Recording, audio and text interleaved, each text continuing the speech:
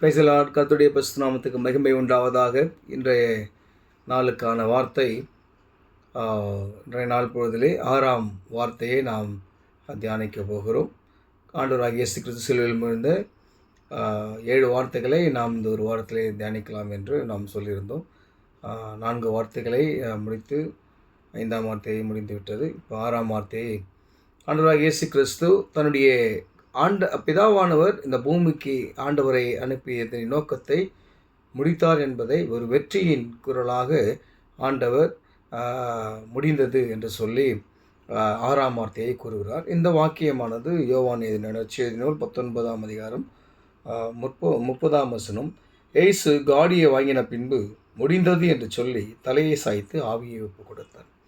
ஆண்டவர், பிதா என்னை அனுப்பின நோக்கத்தை நான் வெற்றிகரமாக நிறைவேற்றி முடித்து விட்டேன், எல்லாம் முடிந்தது என்று சொல்லி ஆண்டவர் வெற்றியின் குரலாக இந்த 6ஆம் திருவார்த்தையை மொழிகிறார். எனக்கு அருமையானவர்களே, ஆண்டவர் முதலாவது தன்னுடைய சித்தத்தை அல்ல, பிதாவின் சித்தத்தை செய்து முடித்தார். என்ன சொன்னால், யோவான் 4:34 பார்த்தீங்கன்னா, நான் என்னை அனுப்பினவருடைய சித்தத்தின்படி செய்து அவருடைய கிரியைகளை முடிப்பதே என்னுடைய கடமையாக இருக்கிறது. ஆண்டவர் அழகாக சொல்வார்.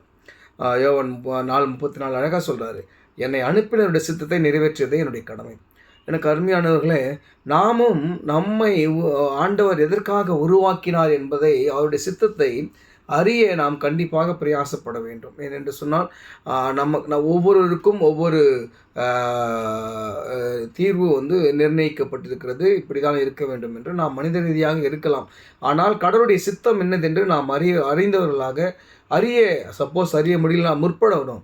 முழங்கால் படிட்டு ஆண்டவருடைய சித்தத்துக்கு என்ன ஒப்புக் கொடுக்குறேன், நான் என்ன செய்யணும்னு சொல்லி நம்மை அர்ப்பணிக்க நாம் கற்றுக்கொள்ள வேண்டும். ஆண்டவராகிய இயேசு கிறிஸ்து பிதாவின் சித்தத்துக்கு அர்ப்பணித்தார்.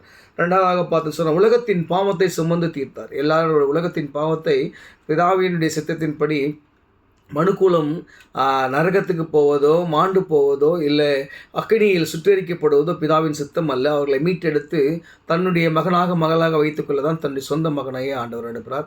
அந்த சித்தத்தை நிறைவேற்றி முடித்தார் என்று சொல்லி ஆண்டவர் இந்த முடிந்தது என்ற வார்த்தையை வெற்றிகரமாக சொல்கிறார். எனக்கு அருமையானவர்களே, நாமும் ஆண்டவருடைய சித்தத்துக்கு நாம் ஒப்புக் கொடுத்து ஆண்டவர் கொடுக்கிற காரியத்தை நாம் செய்து முடிக்க நாம் கற்றுக்கொள்ள வேண்டும்.